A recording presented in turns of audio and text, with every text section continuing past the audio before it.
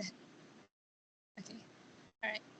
Hi and assalamualaikum. We are from Group A, and our topic for presentation today is Venezuela's currency corruption.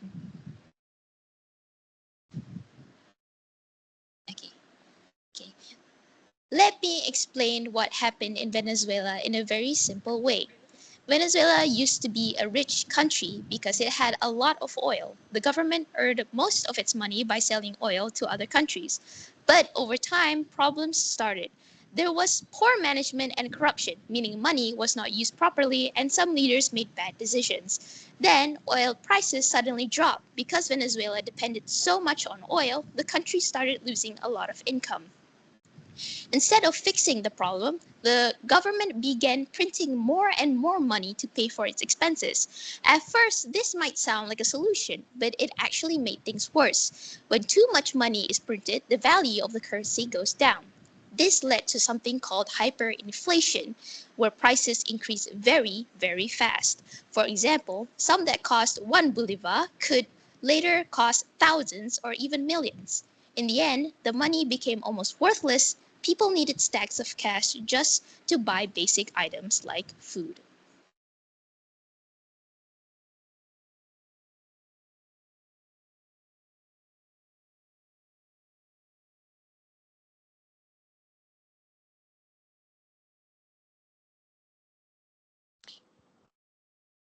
Let me continue this slide.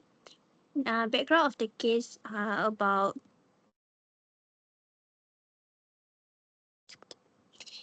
background of the case is as the value of the bolivar kept falling, the government introduced strict currency controls.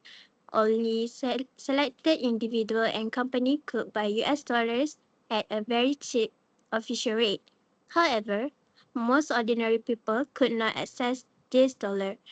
At the same time, a black market for currency began to grow, where dollars were sold at much higher rates. This created a huge gap between the official rate and the real market rate. This situation opened the door for corruption.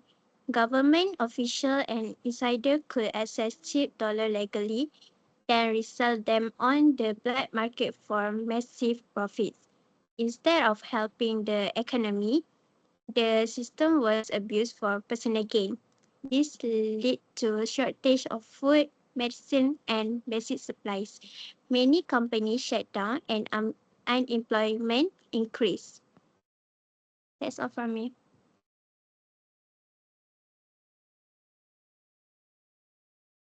Okay, so for this slide, it explains about the offense of embezzlement.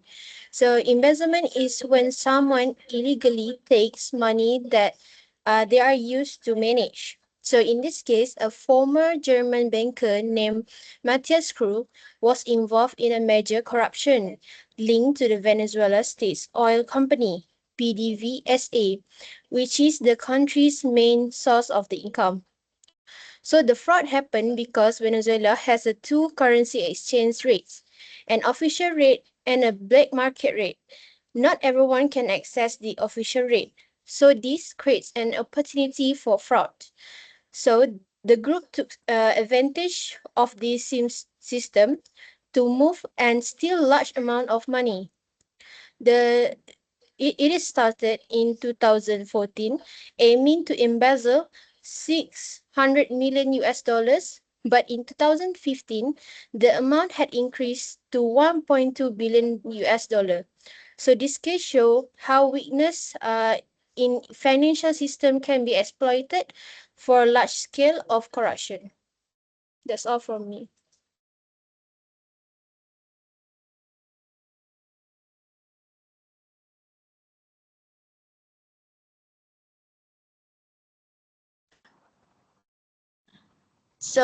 Bribery.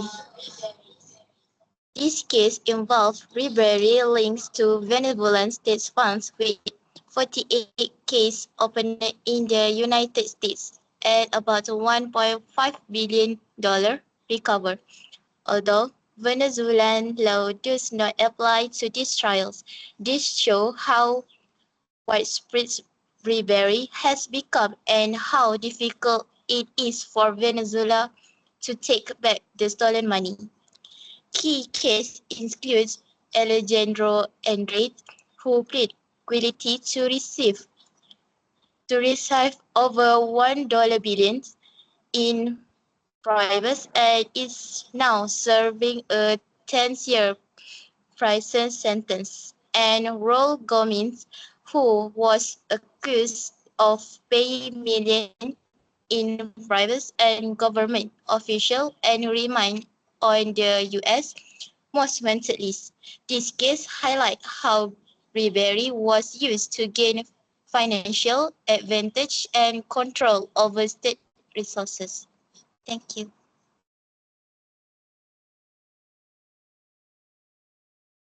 So next is effects on the individuals and organization. So effects on individual is severe increase in cost living due to hyperinflation. In Venezuela, hyperinflation make basic items like food and daily necessities extremely expensive. As a result, people cannot afford even simple things. Next is limited access to basic needs, for example, food, medicines, and healthcare. Due to poor management and corruption, essential resources are not distributed properly. Many people cannot get enough food, medicine, or healthcare services, which affects their health and daily life. So next is loss of trust in government and public institutions. When corruption becomes widespread, people no longer trust the government. They believe that leaders are not honest and do not act in the public's best interest. This weakens the relationship between the citizens and the government. So last but not least, mass migration to other countries for better opportunities. When corruption becomes widespread, people no longer people sorry because of the difficult living conditions, many people leave the country to find better jobs and a safer life elsewhere. So I will continue with the organization. Currency corruption in Venezuela has affected organization in several ways. First, business have difficulty getting foreign currency like US dollars. Because of this, they rely on the black market, which increases their costs. Over time, companies start using US dollars instead of their own currency.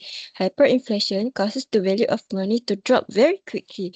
This makes it hard for the organizations to plan their budget. At the same time, companies face shortage of raw materials, so production becomes limited. In addition, corruption becomes common in business operations. Some organizations need to pay bribes to get approvals or access resources. This creates an unfair environment and causes many businesses to close. Lastly, employees are also affected. Their salaries lose value and many skilled workers leave their country. This reduces productivity in organizations. In conclusion, currency corruption leads to financial problems, business instability, and organizational decline in Venezuela.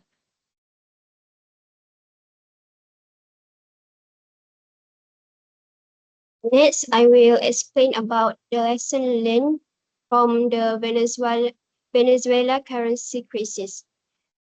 First point is economic diversification is important. The country should not depend only on one source like oil. If the price drops, the economy will be badly affected. So having different industry is important. The next point is good governance. Governance is essential. Good management is very important.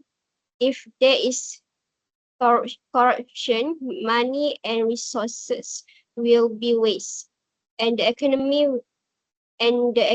will become weak. The next point is stable and fair economic policies build trust. If the government has unfair or unstable policies, people will lose trust. This can lead to the black market activities and economic problems.